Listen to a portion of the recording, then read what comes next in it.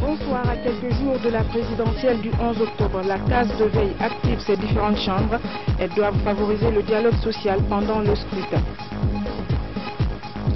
Ouverture de la session budgétaire initiale 2016, les députés plancheront sur des questions liées au budget. Présidentielle 2015, la CENI met les bouchées doubles pour déployer le matériel électoral sur le terrain. À New York, l'opération de distribution des cartes d'électeurs a débuté le week-end dernier. Mesdames et messieurs, bonsoir. Le gouvernement veut doter chaque étudiant d'une tablette numérique de label guinéen pour renforcer la qualité de leur formation dès la première année du cycle universitaire. C'est dans ce cadre que le projet Sainte-Série, un étudiant, une tablette a été lancé ce matin. Une initiative présidentielle visant à vulgariser les nouvelles technologies dans le domaine de l'enseignement et de la recherche. Abdelkarim Kondé, compte rendu. 500 étudiants des universités publiques et privées étaient au rendez-vous du lancement de la cérémonie du projet Un étudiant, une tablette, une initiative présidentielle pour la nouvelle technologie appliquée à l'enseignement et la recherche. 500 cours disponibles, 300 000 ouvrages et applications. Pour le recteur de l'université Gamal Abdel Nasser, Un étudiant, une tablette est une démonstration de volonté d'engager l'université guinéenne dans le concert des nations modernes par l'acquisition et la maîtrise des nouvelles technologies de l'information et de la communication. Cette Guinée émergente que nous ambitionnons tous participera efficacement à la société africaine de la connaissance et à la nouvelle économie du savoir, accédant ainsi à une étape supérieure de son développement, basée non plus sur les seules dotations naturelles, mais aussi et surtout sur la qualité de ses ressources humaines et pour un meilleur service à la communauté nationale. Le projet Un étudiant, une tablette que vous lancerez dans quelques instants constitue un maillon fort de votre volonté de pousser les jeunes à acquérir de plus en plus de connaissances à cette période du numérique. Ce qui leur permettra d'être à la pointe de la science et de la technique afin de pouvoir faire face à un réel développement de notre pays. Le président de la République, le professeur Alpha Condé, a invité les étudiants à s'intéresser à la nouvelle technologie de l'information, outil indispensable pour le développement de notre pays. La première façon de vous accompagner, c'est d'abord que vous puissiez allumer vos ordinateurs. Ça veut dire qu'il y a l'énergie. C'est pourquoi nous avons fait le barrage de Caleta et que nous espérons d'ici quelques mois. Le barrage de Caleta, ça fait 240 MW. Et nous espérons dans quelques mois commencer le barrage de Swapiti qui fait 740 MW, sans compter les autres barrages. Il est évident que nous arrivons à un moment où beaucoup de gens ont fini leurs études, ils sont dans la gestion et qu'ils ne maîtrisent pas. Mais au niveau des jeunes, au niveau des cadres et un certain âge, nous devons tout faire pour qu'ils aient accès aux nouvelles technologies. Quand j'insiste chaque fois qu'il faut transférer la rue à la campagne, ça veut dire que tout Guinéen, n'importe où il est, doit avoir les mêmes droits et les mêmes devoirs. Les mêmes droits, ça veut dire qu'il doit avoir les mêmes avantages que les gens qui sont dans la capitale. La cérémonie de lancement du projet Un étudiant, une tablette s'est terminée par une série de questions que les étudiants ont posées au président de la République, le professeur Alpha Condé. Est-ce que le gouvernement est disposé à nous accompagner pour faciliter l'accès aux moyens et à la formation pour que nous puissions tirer profit de ces idées? Le gouvernement, nous ferons en sorte que tout Guinéen puisse avoir accès aux nouvelles technologies. Mais il ne faut pas marcher à sa place pour apprendre. S'il a la volonté, nous aurons les moyens. Mais s'il n'a pas la volonté, on ne peut rien. Un étudiant, une tablette, dessine un bel avenir pour la jeunesse guinéenne grâce au président de la République, le professeur Alpha Condé. Aux premières heures de l'indépendance de la Guinée, le centre hospitalo-universitaire de Donka bénéficie d'une rénovation d'envergure. Les travaux de réhabilitation, d'extension et d'équipement ont été lancés ce lundi par le chef de l'État, professeur Alpha Condé. La durée du projet est de 24 mois pour un coût estimé à 65 millions de dollars américains, entièrement financé par la Banque islamique de développement BID. Reportage Ibrahima Keita. Construit en 1960, l'hôpital national d'Onka est l'un des lourds héritages de la gestion du président de la République, professeur Alpha Condé. Cette infrastructure sanitaire, la plus grande du pays, a connu quelques rénovations depuis sa création. Mais hélas, ici, tout est à refaire pour donner une image digne d'un hôpital de référence. Tirant les leçons de la maladie à virus Ebola, le président guinéen, comme promis, veut transformer ce malheur en opportunité pour la Guinée.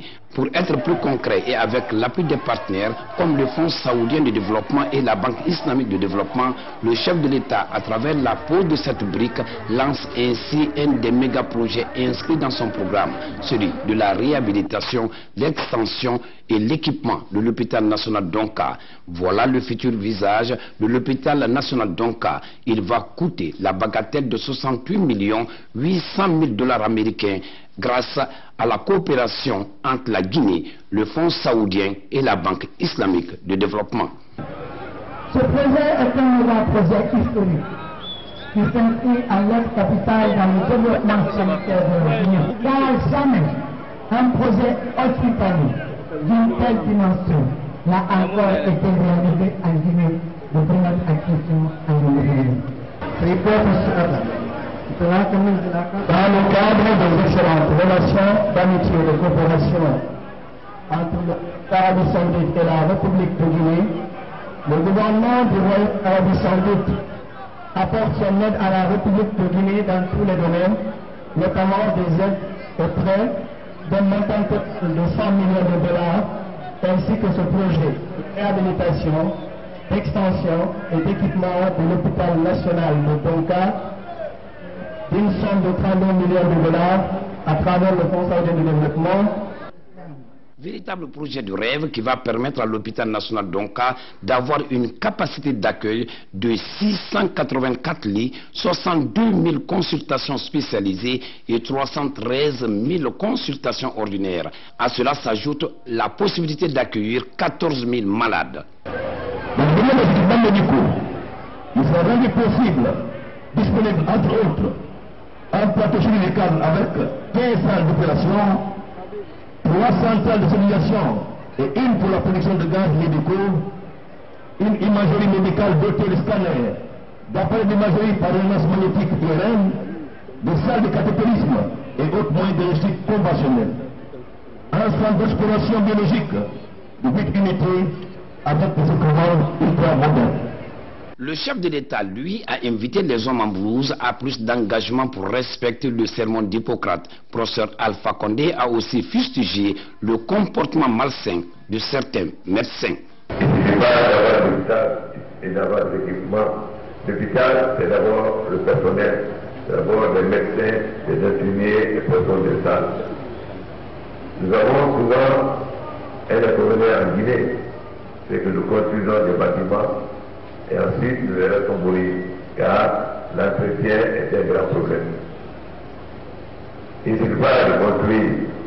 L'ambition aujourd'hui, c'est la formation de médecins performants, mais surtout des médecins qui respectent leur sacerdoce, c'est-à-dire qui sont au service du peuple.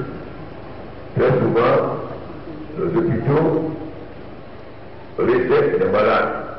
Au lieu d'être au service des malades, ils font du commerce. On doit faire une vérité. Si le pays doit avancer, il faut qu'il avance dans la vérité. Mais on a vu des médecins laisser des malades mourir dans le couloir parce qu'ils n'ont pas apporté des soins. Alors il ne suffit pas de donner des hôpitaux. Il faut que les médecins soient conscients et respectent l'engagement qu'ils ont pris, l'ordre qu'ils ont signé. Et c'est sur ce point que je vais beaucoup insister. La population a besoin de médecins dévoués au service du peuple, d'infirmiers dévoués au service du peuple, non pas des médecins qui vendent des médicaments de l'hôpital en ville ou qui créent chez eux des centres clandestins. Ceci ne va pas dire aussi pour l'Ebola, parce que certains ont été infectés de l'Ebola chez des médecins privés. Les travaux de réhabilitation, d'extension et d'équipement de l'hôpital national d'Onka sont exécutés par SACOF, une entreprise de droit guinéen, et le groupe Piscini de l'Italie. L'actualité, c'est aussi l'ouverture de la session budgétaire initiale 2016. Au cours des travaux, les députés se pencheront sur les questions économiques liées au budget. Explication Robert Silitono. La session budgétaire 2016 a ouvert ses travaux ce lundi. 2 discours ont ponctué la cérémonie d'ouverture. Celui du premier vice-président de l'institution parlementaire et du ministre chargé des relations avec des institutions républicaines. Des allocutions pour attirer l'attention des uns et des autres sur le sens des responsabilités dont doivent faire preuve les élus du peuple au cours de cette session. Cette session consacrée en principe à l'examen du projet de loi de finances est d'une importance capitale dans la vie de l'État, car elle a pour mission d'autoriser le pouvoir exécutif à percevoir et à effectuer les recettes et les dépenses nécessaires au fonctionnement régulier de la puissance publique. Il faut le noter, s'ouvre dans une période particulièrement sensible, car marquée par la tenue dans moins d'une semaine de l'élection dont le but est d'élire le dépositaire du pouvoir exécutif autour duquel gravitent les autres institutions républicaines. Je renouvelle les félicitations de M. le Président de la République pour votre présence massive à cette session, malgré les contraintes du temps, avec l'espoir que la même diligence, dans l'assiduité, accompagnera tous les travaux dans les commissions techniques, dans les intercommissions et dans les séances plénières. Son intérêt est de permettre au Parlement et à l'exécutif d'ouvrir des débats féconds et constructifs qui assurent la définition et la mise en œuvre des instruments d'une politique budgétaire et monétaire s'inscrivant dans le sens du progrès ambitionné par notre peuple. Durant 90 jours, les députés se pencheront sur des questions liées à l'économie nationale. C'est notre devoir, nous sommes obligés de faire ce travail et le peuple de Guinée nous a élus pour ça. Donc ils peuvent valablement compter sur nous pour faire ce travail comme cela doit l'être. Nous allons essayer de faire de notre mieux pour mériter leur confiance. De se concerter et de travailler dans l'unité, dans la convivialité, pour que les choses aillent de l'avant, et c'est toujours dans l'intérêt suprême de ce même peuple qui nous a élus. L'Assemblée nationale promet le respect des principes d'objectivité budgétaire et surtout la responsabilité dans le traitement des questions liées à l'économie nationale. L'occasion a été mise à profit pour installer 2 nouveaux députés, Hadja Aïssatou Sila Sinafagay et Dinoso Diafo de Kamano. Ils remplacent respectivement les honorables députés Nabi Nouhan Kondé et Mfali Yaradounou, tous rappelés à Dieu il y a quelques mois. Les échos de la tournée du président de l'Assemblée nationale dans la savane guinéenne, honorable Claude Kouri Kondiano, était dans les préfectures de Kouroussa et Sigiri, où il a véhiculé des messages allant dans le sens du renforcement du tissu social en cette période électorale. Abdoulaye Diallo. L'élection est une étape importante dans le processus démocratique d'un pays. Cependant, elle exige la transparence et la crédibilité pour qu'elle soit acceptée de tous. C'est pourquoi, dans la savane guinéenne, le président de l'Assemblée nationale insiste sur le renforcement de la citoyenneté afin que le scrutin du 11 octobre se déroule dans la paix. L'initiative est saluée par les populations. Après le président de la République, c'est lui le deuxième magistrat de la nation. Donc s'il prône la paix, on s'attend à cela. Nous l'encourageons et aussi nous le soutenons dans cette action. Donc je lance un appel à tous les citoyens de la République de Guinée de se donner la main, de faire dos à toutes les mésententes, de faire face à la République de Guinée, dans l'unité, dans la paix. De Kouroussa à Sigiri, en passant par la sous-préfecture de Baro, les citoyens ont promis d'être artisans de la paix et de la non-violence. Des notions qui, selon eux, constituent le socle de toute croissance économique. La population de Sigiri a prôné cette paix, continue à prôner cette paix, parce que sans la paix, il n'y a pas de développement. Il y a un sage qui a dit que sans paix, il n'y a pas de liberté. Cette liberté, pour que cette liberté soit plus forte, c'est ce message-là qui a été prôné par l'honorable Claude Kondiano en faveur de la population de Sigiri, de la Guinée, pour nous amener à la concorde, à la quiétude, à la tranquillité, au respect et à la réussite. Parce que quand il n'y a pas de paix, il n'y a pas de développement. Quand il n'y a pas de paix, il n'y a pas de réussite. Cette première prise de contact est une opportunité pour les populations de la Guinée profonde de mettre sur table leurs préoccupations, surtout en cette période électorale. Il s'agit particulièrement des anomalies constatées sur les listes et cartes électorales. Élection présidentielle en Guinée, jour J-6. Les différentes chambres de la case de veille débutent les activités. Déjà, elles commencent avec une délégation de la classe politique guinéenne pour parler des anomalies pouvant, selon elle, entraver le bon déroulement du scrutin. Les discussions ont également porté sur la situation sociopolitique du pays. Explication, Safiatou Kondé. À peine ouvertes, les différentes chambres de la case de veille se mettent au travail. Une délégation de la classe politique est venue rencontrer les présidents des différentes chambres à travers la présidente Makali Traoré. Ils ont discuté des anomalies qui entravent, selon eux, le bon déroulement du scrutin du 11 octobre. Toutes les représentantes qui sont à l'intérieur du pays au niveau des régions, immédiatement sont en connexion, vont remonter les informations de ce qui ne va pas ou de ce qu'elles ont constaté. Et ici, la case analyse et envoie à la case de décision pour immédiatement prendre les décisions qu'il faut, prévenir les décideurs pour qu'ils prennent immédiatement des décisions rapides, corriger immédiatement ce qu'il y a à corriger. Comme les élections de 2013, des milliers d'appels seront gérés dans cette salle. Des alertes conflictogènes seront désamorcées par des actions de prévention, de médiation et de résolution. Le tout est initié par la coalition des femmes et filles de Guinée. Toujours dans l'optique de la présidentielle du 11 octobre, la COFIG, Coalition des femmes et filles de Guinée, a mis en place son antenne à Boké ainsi que la case de veille. Ces deux structures serviront désormais à assurer la paix, favoriser le dialogue social, mais surtout veiller au bon déroulement du scrutin du 11 octobre. Reportage Bintou Touré, Moussa Bangoura. La COFIG, Coalition des femmes et filles de Guinée, a désormais son antenne préfectorale à Boké. C'est à la suite de la formation d'une soixantaine de groupements et associations féminines sur l'alerte précoce. La rencontre vise à assurer la paix, favoriser le dialogue social afin que les élections se déroulent dans les conditions souhaitables.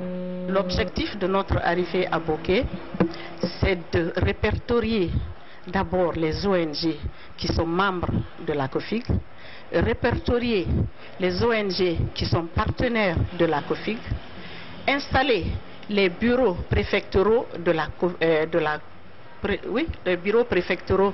région de Boké et ensuite installer la case de veille de la région administrative de Boké.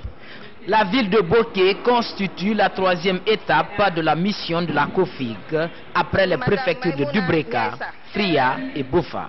Nous saluons cette heureuse initiative. Cette initiative qui soulage en grande partie les autorités. Parce que quand il n'y a pas de paix dans une localité, c'est les autorités qui sont interpellées. Et par la grâce de Dieu, par la mise en place de ces structures qui vient désormais renforcer les efforts déjà déployés sur le terrain par la société civile, nous sommes convaincus que cette structure donnera de très bons résultats. Plus de 2000 observatrices seront déployées dans les 38 circonscriptions électorales et la zone spéciale de Conakry. Cette case de veille permettra ainsi de remonter les informations. Dimanche 11 octobre, les Guinéens se rendront aux urnes. La CENI met les bouchées doubles pour déployer le matériel électoral sur le terrain. À la CAMI de New York, l'heure est à la distribution des cartes d'électeurs. L'opération a commencé le week-end dernier. Le point avec Fatoumata Samoura, correspondante de la RTG aux États-Unis d'Amérique. La mission permanente de Guinée à New York. Il est 12 h heure locale. La commission électorale d'ambassade indépendante est sur place. À 13 h, les représentants des 8 candidats à liste pour l'élection présidentielle du 11 octobre entrent dans la salle. L'opération de distribution des cartes d'électeurs est lancée. Mamadou Alpha Diallo est le premier électeur de la circonscription de New York à retirer sa carte. Après, plusieurs autres sont servis. Nous avons commencé la distribution des cartes, mais nous avons constaté certaines anomalies. Nous avons informé la communauté de venir avec les récépissés ou bien les anciennes cartes d'électeurs de 2010. Au cas où ils ne trouveront pas leur nom sur les nouvelles cartes, nous allons appeler la CENI pour faire le constat et savoir qu'est-ce qu'il faut faire.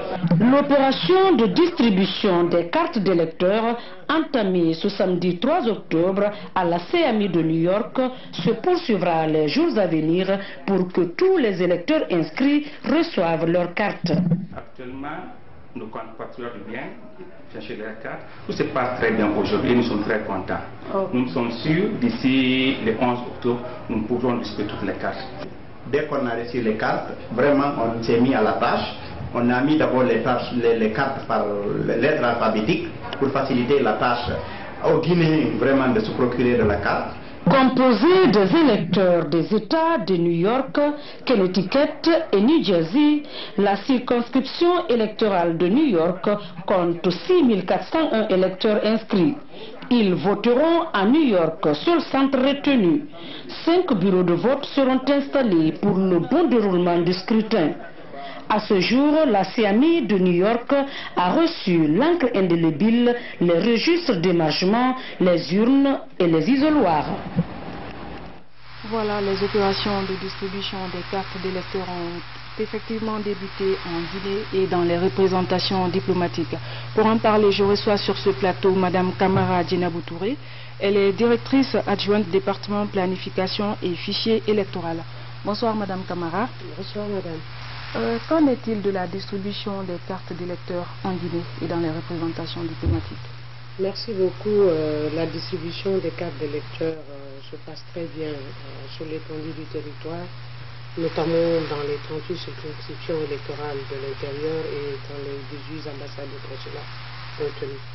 Il faut noter que l'opération a timidement commencé et ensuite il y a eu de l'engouement et nous avons quand même enregistré un petit retard dû à des difficultés techniques, mais dû aussi au démarrage tardif de l'impression suite aux investigations que le comité technique qui a été mis en place en accord avec tous les partis politiques devrait commencer à travailler.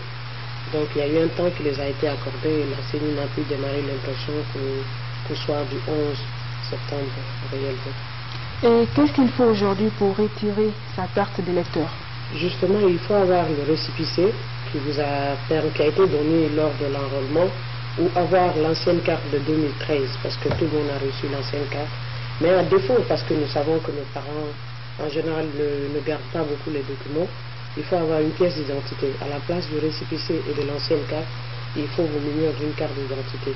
Et je lance un appel à tous les membres des commissions administratives de travailler dans la loyauté, dans la sincérité et surtout avec une grande patience avec nous. Mais surtout éviter de remettre les cartes d'électeurs à d'autres personnes. Parce que nous avons appris à la CENI que dans les commissions, les gens viennent retirer les cartes des voisins ou les cartes traînent. Donc nous appelons ici à tous les membres des commissions administratives de distribution d'exiger la présence physique de tous les électeurs pour pouvoir retirer une carte d'électeur. Est-ce que vous pensez que la CENI sera dans les délais? Nous sommes déjà dans les délais parce que les urnes sont sur le terrain, les isoloirs, les encres indélébiles, les listes d'émargement et les listes définitives sont déjà déployées, donc nous sommes dans le délai et la distribution continue et nous invitons l'ensemble des électeurs à se rendre vers les commissions administratives pour retirer les cartes. Parce que les cartes vont être distribuées jusqu'à la veille du scrutin. Voilà, la CENI prête pour le scrutin du 11 octobre. Merci Madame Kamara Djenabou Touré.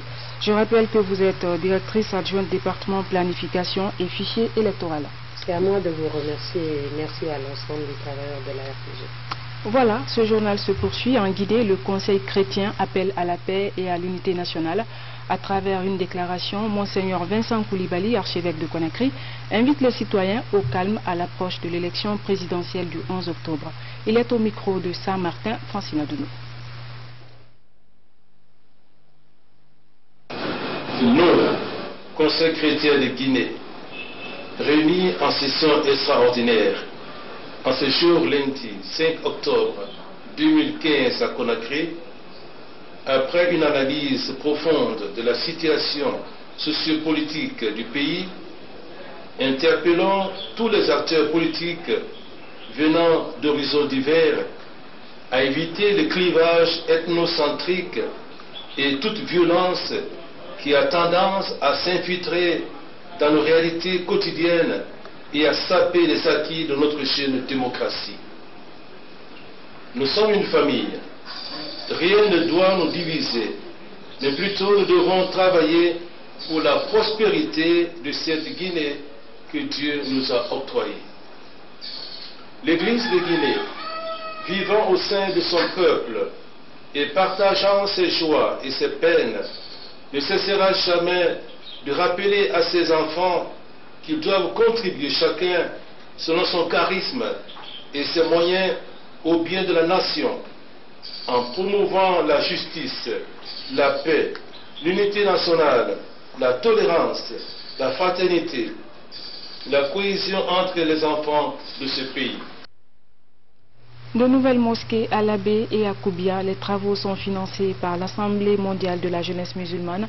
Les deux mosquées viennent d'être inaugurées pour le plus grand bonheur des fidèles musulmans. Reportage Fatimatou Diallo.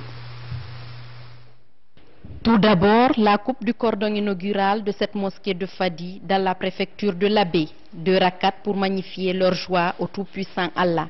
Ensuite, direction Koubia, préfecture située à 65 km de Labé, pour ouvrir cette autre maison de Dieu. Vieille de plus de 2 siècles, la mosquée de Karamoko Alpha Modarou a connu plusieurs modifications depuis sa fondation. Les travaux de modernisation et d'extension de cette bâtisse est une œuvre de l'Awami. Le coût de réalisation est estimé à 320 millions de francs guinéens. Elle est bâtie sur une superficie de 250 mètres carrés. Et que lorsqu'on construit les mosquées, lorsque l'Awami construit des mosquées, c'est pour espérer que ces mosquées soient tout simplement un chemin de lumière, mais une lumière qui mène vers un islam de juste milieu, un islam qui est loin du radicalisme, un islam qui sauve la jeunesse musulmane de ce radicalisme que nous constatons aujourd'hui. En tant que musulmans, en tant que jeunes musulmans, nous devons mieux comprendre l'islam et agir en tant que musulmans et servir notre société, servir notre Guinée à travers l'islam. Avant, les habitants de Fadi parcouraient de longues distances pour accomplir leurs obligations religieuses. Aujourd'hui, si on a une mosquée ici, nous ne pouvons que remercier le gouvernement ainsi que les donateurs.